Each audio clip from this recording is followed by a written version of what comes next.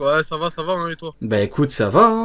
Hop, très heureux de te retrouver. Ah, franchement, gros chapitre, hein. Ah ouais, grave. Ça va, on est là, Eh bah écoute, très heureux de te retrouver. Il manque que Sony. Bon, il va venir dans une petite minute. Et on va pouvoir démarrer directement cette émission pour le chapitre 1150. Alors, je me mets sur la version française de Manga Plus, ce serait mieux. Hop, c'est parti. Alors, mes amis, tout d'abord, pour commencer, comme d'habitude, une petite note sur 10. Dans le chat, mettez une note à ce chapitre et on va en parler en détail, en long, en large et en travers. Comme d'habitude, on va pouvoir démarrer tout de suite. Ok, Uken, on va démarrer avec toi. Une petite note sur 10, et comme d'habitude, un avis global par rapport au chapitre. Déjà là, je vois, c'est partagé à mine de rien au niveau du chat. Ça va de 4 à 10. Alors 4, lui, là, Ah ouais.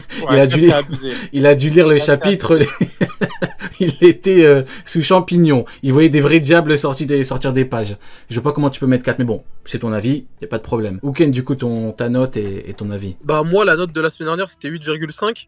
Donc, pour rester cohérent, je vais mettre 8 à celui-ci. Je peux pas le mettre au même niveau que la semaine dernière et je peux pas mettre plus haut. Tout simplement parce qu'il se passe beaucoup de choses. Mais quand on lit, j'ai l'impression que le chapitre est court. Alors qu'il est pas court. Mais par rapport à tout ce qui se passe, j'ai vraiment l'impression qu'il est court parce que bah, c'est ciblé uniquement entre guillemets sur un seul personnage. Donc du coup bon, je trouve que c'est un très bon chapitre. Mais quand c'est ciblé que sur un seul personnage, tant que le personnage fait pas vraiment des trucs choquants, même si le personnage là fait quand même des trucs très intéressants, bah je vais pas mettre le chapitre si haut que ça, mais ça reste un bon chapitre, donc 8. Hein. Ok, ça marche. Après, il y a des doubles pages. Oublie pas que là, pour le coup, il y a deux doubles pages. Dire. Bah vas-y, Neil, une note et tu peux répondre et donner ton point de vue. La totale, vas-y. C'est ce que j'allais dire et je suis d'accord avec lui en fait. Le chapitre est court parce qu'il y a des doubles pages. Il y a pratiquement que ça tout le long du chapitre. Et on reste sur notre fin en fait, parce qu'on n'a pas assez d'infos qui défilent. Mais le chapitre m'a plu, donc c'est un dilemme de fou. Pareil, je lui mettrais une note moins bien que la semaine dernière. La semaine dernière, j'ai mis 8. Là, j'ai mis 8,5 ou 8, je sais plus. Là, je mettrais 7 ou 7,5, tu vois. Il est bien, mais en même temps trop court. Trop court. Ok. Voilà. Ok, bah écoutez, 2,8, je m'attendais un peu plus, honnêtement. Pourquoi parce que ce chapitre, c'est la véritable introduction de Imu. Et pour le coup, là où il y avait consensus pour dire que depuis le 2018, c'était l'antagoniste final, et donc, de fait, quand t'es antagoniste final, tu dois avoir des pouvoirs de ouf, là, pour le coup, t'as des pouvoirs de ouf, et ça va même au-delà de ça. Et pour le coup, on voit à quel point c'est un chapitre qui est important, et qui, tant pour l'œuvre et pour Oda, il n'y a pas moins de 4 doubles pages. Je sais pas si vous vous rendez compte. 4 doubles pages, ça me rappelle la belle époque de Marineford. Hein. Marineford, c'était la totale, Oda il envoyait des doubles pages, tu vois, c'était le pic.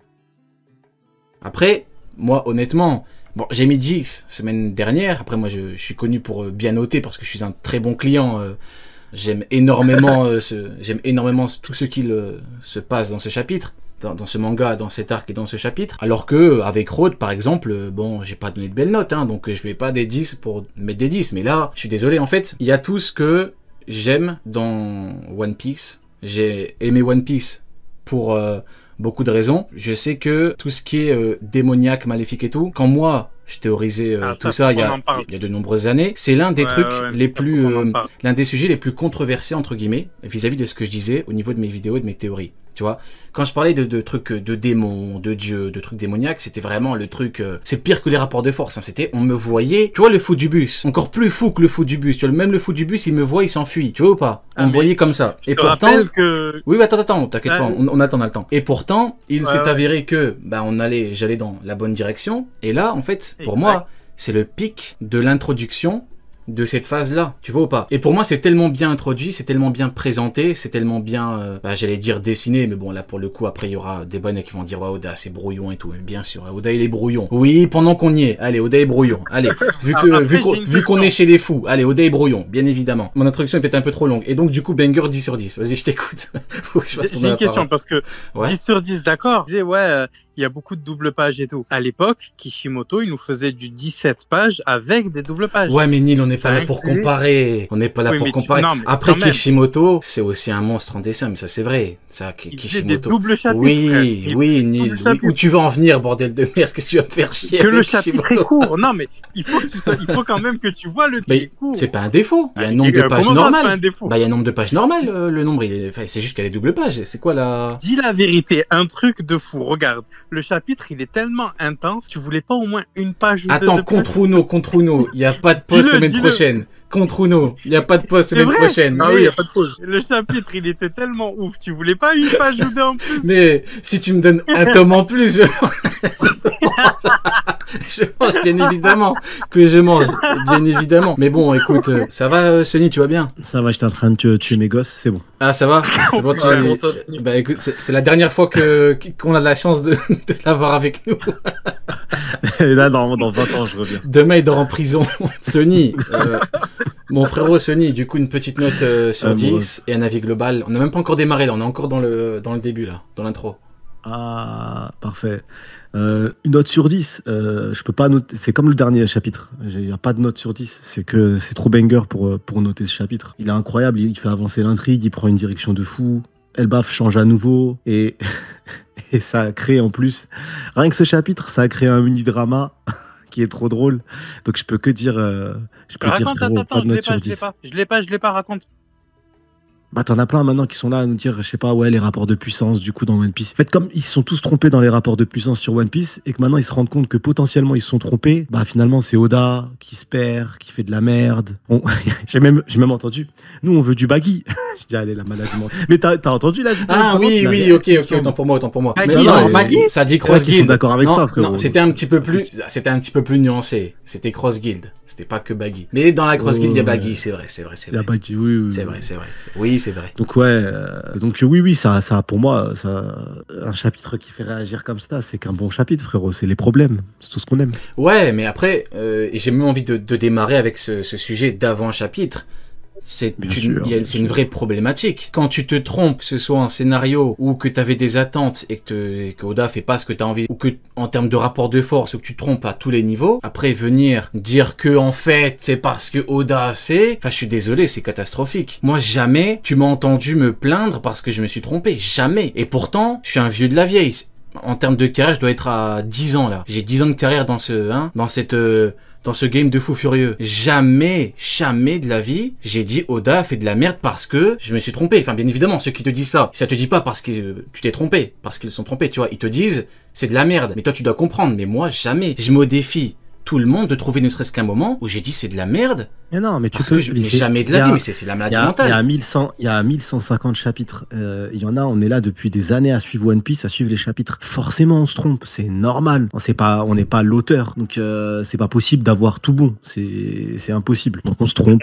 Et là, oui, que là c'était nuancé, c'était la vidéo du dimanche, donc le propos il est plus calme, voilà, il est plus posé. Mais quand il a parlé avec son cœur et ce qu'il y pensait réellement, il a pété un câble. Mais c'était de la frustration, le fait de se dire ça prend pas le sens voulu, et tout simplement ça c'est de la frustration mal gérée, parce que penser actuellement que ce qu'on voit dans One Piece ça change tout One Piece dans le sens où c'était inattendu, mais à un moment donné, je sais pas ce qu'il vous faut, on est à la fin de One Piece, on est à Elbaf, il reste une seule île avant la fin du monde de One Piece, ça veut dire après l'île d'Elbaf il y a Rodstar, et après on a fait le tour du globe, genre on a fait le tour et là l'antagoniste final, il doit toujours se gratter le huc en cachette à Marie-Joie. Ça y est, il peut commencer à bouger. En sachant qu'en plus, il n'utilise même pas ses propres capacités, son corps à lui. Il utilise un corps qu'il emprunte. Surtout qu'on vient d'avoir les doyens sur Egghead. Donc en fait, pour moi, c'est simplement la suite logique. T'avais les doyens, t'as leur boss. Comment tu peux te plaindre? Tu te plains pas quand t'as les doyens. Pourquoi tu te plains d'avoir Imu? Et le pire, c'est que c'est même pas Imu,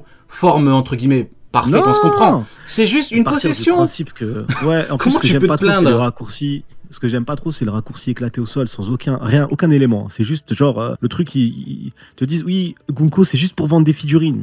Non, ça c'est une dinguerie. J'ai pas capté. Non, ça c'est une dinguerie. J'ai pas envie d'en parler parce que je vais, tu vois, mais je te jure que c'est une dinguerie. Mais t'as vu? Non, ça c'est une dinguerie. C'est de la misogynie à 200%. Et ces gens-là, on sait pourquoi ils achètent Sonic, hein, on le dit. Mais voilà, non, je sais pas comment tu peux penser ça en étant constitué normalement. Non, Neil, on va pas lancer des accusations comme ça non plus. Par rapport à ça, moi, ce que je comprends pas, c'est que, enfin, en disant ça, il disait aussi en gros que c'était pas prévu et tout. Il y a peut-être certaines choses qui aujourd'hui n'étaient pas prévues, et ce serait même logique. Hein, quand l'œuvre évolue, les goûts des gens évoluent, le monde qui nous entoure évolue, et comme Oda se sert beaucoup de ce qui nous entoure, bah, il a dû aussi faire évoluer son œuvre, et par rapport aussi aux nouvelles exigences des lecteurs et tout, Par contre, il l'avait forcément prévu. C'est quelque chose, ça, le gouvernement mondial et tout, il l'avait forcément prévu. Et à partir du moment où il a prévu ça, c'est qu'il avait certainement prévu les pouvoirs qu'il allait leur donner. Dans le Nouveau Monde, de toute façon. Mais il y a une cohérence, mon ref. Depuis qu'il a créé le siècle oublié, bah oui. À partir du moment où tu crées le siècle oublié, 800 ans, et que tu sais que les mecs sont là depuis 800 ans, il y a forcément des pouvoirs. C'est super simple. Il y a la dernière crise où ils nous prenaient pour un fou. Mais vous êtes malade. Vous pensez vraiment que le siècle oublié, il existe vraiment? Qu'il a eu lieu? Vous croyez que les armes antiques, elles existent vraiment? Vous êtes fous. Des débunk, je crois, le chapitre d'après, le week-end d'après, genre Oda, il a même pas voulu être gentil un peu. Mais Oda, il en a eu marre. Là, il a dit, tu sais quoi, je vais vendre des figurines et je vais te débunk. Si on réfléchit un tout petit peu, oui, dans le Nouveau Monde, il y a un changement, et ça c'est vrai. Oda a fait un changement dans son œuvre, et il l'a dit lui-même, il a fait des recherches. Il a pris une pause. Il a pris une pause au moment où les Mugiwara se séparent, au moment post-Marineford. Il décide de couper son manga, de faire une pause pour faire des recherches, et à ce moment-là, le Nouveau Monde, c'est plus du tout la même œuvre. On est passé d'un monde 100% magique, genre en mode c'est un endroit incroyable, t'as des îles dans le ciel, t'as des singeries monumentales, un truc magique. Des trains sur l'eau, frère. Ouais, tu pars d'un principe, et là on commence petit à petit à te rationaliser ce monde. Et dans le Nouveau Monde, ce qui est intéressant, c'est que dès le début on arrive, parce que l'île des hommes poissons c'est pas le Nouveau Monde, c'est Punk Hazard le Nouveau Monde, et on commence à te parler de science. On commence en fait à trouver des explications à toute cette magie, à toute cette folie. Pas complète, mais on permet de te dire, en fait, dans lequel vous vivez actuellement, finalement, c'est peut-être pas forcément que de la magie. Il y a de la science dedans. Et petit à petit, il te pose le sujet de la géantification. Petit à petit, il te prépare la rêverie que personne n'attendait, et tout le monde a insulté Oda quand la rêverie a commencé, parce que du coup, tout le monde attendait Wano. Et la rêverie a été une masterclass monumentale. Et à la rêverie, on te montre une ombre toute noire qui est sur le toit du monde. Il y a un côté extrêmement biblique dans One Piece et qui est relevé par tous les fans. À partir du moment où on te met un antagoniste plongé dans le noir, où tu sais que ce qui représente le plus le gouvernement mondial, c'est l'obscurantisme, à un moment donné, avant même le flashback de Sabo et l'explication de la rêverie, il y avait déjà cette notion-là entre le mal et le bien, et que le mal, et qu'il y avait un diable, ou un supposé homme ou une femme qui prend l'apparence d'un diable, ça on verra ce que c'est réellement, mais ce côté diabolique existait déjà en fait, il était sous nos yeux. Oui. Il n'est pas sorti, il n'a pas éternué entre Whole Cake Island et Wano, ou entre Wano et Ed, et il s'est dit ah non, il avait déjà ce plan. Bien avant, hein. Moi je vais te dire, les prémices de ma théorie là-dessus, elles datent de Dressrosa. Donc ça veut dire, c'était à l'époque uniquement sur Joy Boy, mais c'était une théorie en 3 parties, avec donc Joy Boy et le chapeau de paille. Ensuite, on a eu le fait que Im soit l'un des 20 rois fondateurs. Et la 3e partie, c'est au moment où on a eu le combat avec, comment il s'appelle, King, où on a le contexte des Lunaria, où j'ai expliqué pour la première fois le truc avec Lucifer, le diable, etc. Donc du coup, en 3 parties, on a pu avoir le truc. Et là, les gens ont dit, ouais, non, c'est à partir du moment où il y a eu la flèche avec Sabo et tout. Mais pas du tout, les gars. En vrai, depuis bien longtemps, non. Ce bail-là, depuis la flèche, c'est là où une majorité a compris que Im pouvait être le diable. Mais avant, c'était, oui. Mais au niveau de la flèche, oui, effectivement, à ce niveau-là, ouais. Mais toi, t'avais théorisé le truc avant, mais toi, c'était un côté théorique. Quant à Im qui plante avec une queue de diable, bon, si une majorité s'est dit le diable, c'est peut-être que parce qu'Oda allait dessus. Donc ouais, tu peux reprendre. Ouais, mais en gros, à partir du moment où il y a eu la queue de diable, ils ont fait des théories. Moi, à partir du moment où il y a eu la queue de diable, ça voulait dire validation. Donc c'est là où il y a un problème, c'est-à-dire que il y a des trucs qu'on voit depuis longtemps, mais qui sont récupérés ou qui sont réarrangés en mode. Vous voyez, on vous l'avait dit en réalité, oui, mais tu l'as dit. Tu as dit que c'était de la sauce tomate au moment où tu as vu que ça coulait rouge. Tu vois ce que je veux dire? On dit base crème, base tomate, il voit que ça coule rouge. Ouais. J'aime bien. Ouais, tu vois, c'est parce qu'on arrive à la fin de l'œuvre, on a des réponses. Et donc, du coup, les réponses qu'on nous donne, elles donnent des éléments importants sur l'œuvre. Oui, moi, j'attendais Akainu comme tout le monde. Non, pas tout le monde, en fait. Akainu, il a eu son arc, c'était Marineford. Personnellement, actuellement, j'attends pas Akainu. Oui, les empereurs à Marineford, j'ai compris directement que les empereurs étaient au-dessus des amiraux, au-dessus d'Akainu, compris dedans, comme beaucoup de lecteurs. Il y a une niche qui parle beaucoup et qui fait croire l'inverse. Mais quand tu parles à des personnes qui lisent One Piece et qui sont pas dans les réseaux sociaux, tu te dis, ouais, Akainu au-dessus de Barbe Blanche, il s'étouffe, limite, il va convulser. Donc non, ces informations, on les avait déjà. Akainu, personnellement, je ne l'attendais pas. Et j'espère bien que l'antagoniste final dans One Piece, où on a mis les empereurs à un niveau stratosphérique, que oui, on atteint un niveau monstrueux, un niveau où il y a des personnages lambda qui n'ont pas leur place. Oui. Ce qui est Oui, je vais normal. pas voir Akainu. C'est le Et propre par de contre, toutes les fins de Shonen Ouais. Neketsu, en fait. Donc, et par contre, vraiment, une dinguerie monumentale, et ça c'est une singerie, il a accès aux membres des Gorosei. On a vu des soldats de la marine voir une forme démoniaque sur les membres du Gorosei. On a vu un membre du Gorosei saccager un vice-amiral devant les vice-amiraux. Ils n'ont pas bougé leur cul. Ils ont accepté qu'un vice-amiral se fasse chier dessus. Ils acceptent même que leurs hommes se fassent tuer pour une raison qui n'existe même pas. Et là, d'un seul coup, on va nous dire, ah non, il va se dire, ah non, ça c'est pas bien. Ah, Akainu, ah vous voulez tuer des gens. Ah, alors là, Luffy, je suis avec. Mais à un moment donné, faut dire. Après, faut le comprendre. C'est une singerie, mais non. après, je vois ce que tu veux dire, mais pour en revenir, parce que en Oh, vrai, non. tu fais bien de dire que c'est pas juste par rapport à la vidéo que je viens de réacter, c'est une critique plus large. Hein. Moi, j'ai vu plein de gens, même dans mes messages ou en commentaire ou des Ah oui, posts, c'est large, c'est large. Le Parler- propos est Ah large. oui, oui, oui. parler du côté. Moi, c'est pareil. Ouais, ouais, on est tous d'accord. Pour le côté démon, etc. Mais je suis désolé, Skypiea, ça date de 2002. Il t'introduit 4 dieux. Fruit du démon, ça doit être les premiers chapitres, peut-être premier chapitre, hein, le Gomu Gomu no Mi. Ensuite, 2018, tu vois la queue de diable. Après, Onigashima, donc ça doit être quoi, vers 2021, 2022, l'éveil de Nika, Dieu Soleil. Tu sais, après t'as la fresque. En fait, le problème c'est que tout le monde valide, tout le monde aime, c'est bien, il y a des dieux et tout. Et quand on les a, je sais pas, ça fait les choquer. J'ai vu des gens dire ah mais vous pensiez vraiment, arrêtez de faire semblant, vous pensiez vraiment qu'il y allait avoir des démons. Ben oui, évidemment qu'on pensait, oui, évidemment qu'on le pensait, et c'est le cas. Tu vois, comment t'expliques qu'il y en a qui en parlaient depuis longtemps, alors qu'en fait c'est un truc qu'Oda sort de ses fesses. C'est pas compatible en fait. Tu vois ce que je veux dire ou pas? C'est pas compatible. totalement. Donc faut arrêter de faire les étonner au bout d'un moment. Non, c'est juste que tu croyais pas au début, hein, tu croyais que c'était de la merde, c'est arrivé, et peut-être que des fois t'as dit effectivement que ça allait être de la merde si ça arrivait, et donc t'essayes d'être dans une certaine constance. Mais on en revient au sujet que j'ai évoqué tout à l'heure. Hein. Le problème, c'est que y en a, dès que ça va pas dans leur sens, dès que ils disent que c'est de la merde, et qu'Oda fait de la merde, alors que c'est juste. Après, c'est peut-être une question d'ego. Hein. C'est peut-être une question d'ego, c'est dans le sens où j'y ai pas cru, donc tu vois, et donc je suis dans le faux. Et donc voilà, mon ego me pousse à dire que non, c'est pas moi qui ai tort, c'est Oda qui fait de la merde.